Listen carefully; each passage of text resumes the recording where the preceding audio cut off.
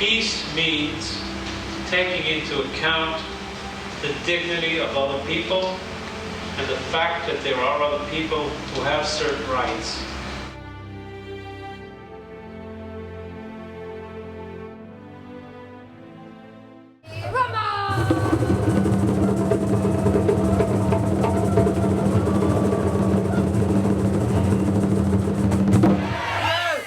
Thank you, Aviva, for coming here. Thank you for having me. It was really nice to have you here and have this amazing drum session with you. First of all, how did you come up with the idea of having a drum cafe and playing the drums?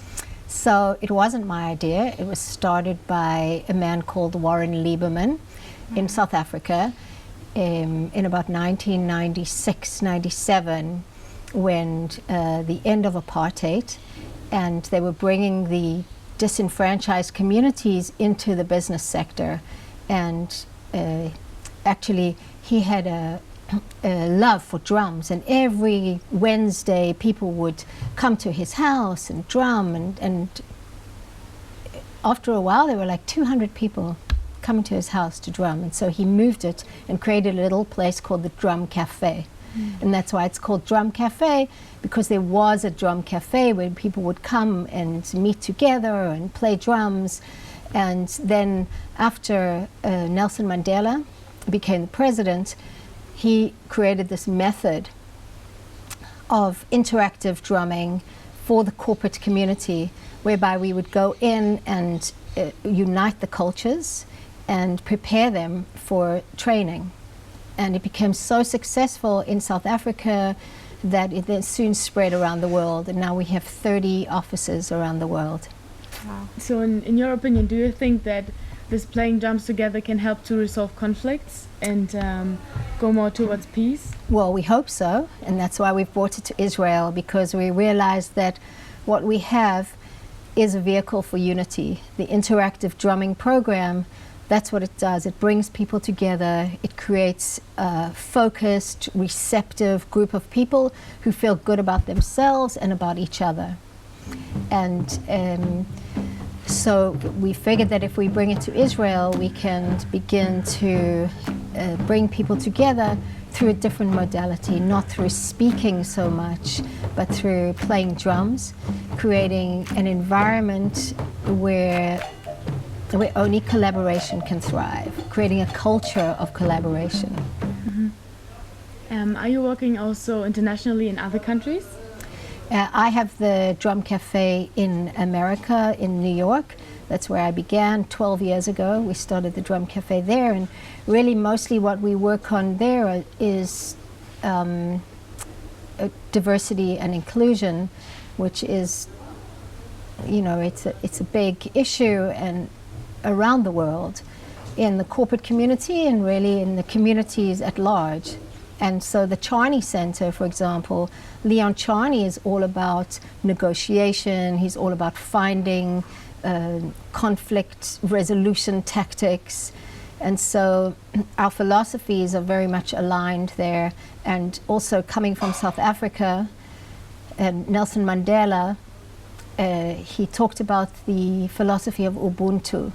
Now, Ubuntu means I am who I am through others. A person with Ubuntu is open and available to others, does not feel threatened by the fact that someone else may be more senior than them or better at something. Each person has their own integral role to play within the community, and each person brings to the whole, I am who I am through you. So Nelson Mandela brought this philosophy of Ubuntu really to South Africa and to the transformation in South Africa from conflict to resolution, and it was a very peaceful transformation, one of the only ones in that, you know, in the history of the world where we've had a peaceful transformation from conflict to resolution. And that's what he believed in. He believed, like Leon Charney, in negotiation rather than violence. He believed in negotiation leading to conflict resolution. And that's what we were doing here today. We were essentially negotiating around the main vision, around a bass beat, negotiating with conflicting, opposing rhythms, how we can bring them together, lock them into phase to create something greater than, and different from, and more beautiful than the sum of each part. Is this, would you say, this session, this drum session, is meant for people who are already more open-minded towards peace, or for people who you want to evoke this in them? You want to evoke the feelings, like you said, of renewing energy and like open-mindedness. Would you say the audience is more of that? This interactive drumming experience is for everybody and anybody. From, we do it with groups of 10 people to 10,000 people. And nobody needs to have any experience, and you don't need to come with any pre-existing story. All we do is very simple. We make people feel connected, and we make them feel like they want to collaborate with each other. We make them feel like they feel inspired, uplifted, inspired to do something. And that's up to them, what they do, whether they're 5 years old or 95 years old. We've done it for corporations where they've come together, two corporations merging, and they're very suspicious of each other. All the top executives, they pushed them into the room, shut the doors because they were very nervous, not like you guys who are happy to play, and they pushed them into the room. They were all very nervous.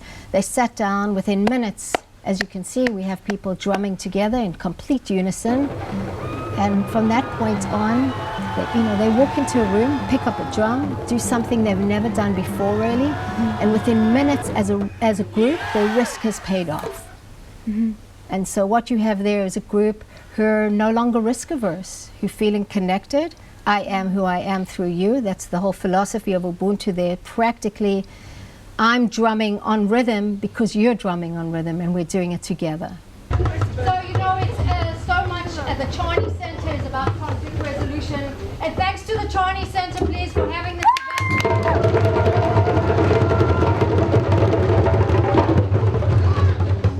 So, it's so much about conflict resolution, about negotiation, and the analogies between that and a band, bands of musicians, especially rhythms.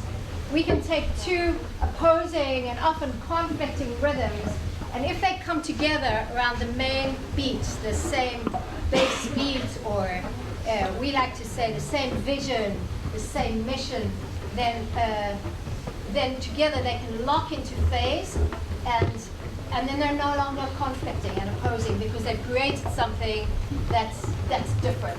How did this workshop, the drumming workshop, make you feel in comparison to how you felt before? Well, for me, all of it was a peak because it was always very energetic and very noisy.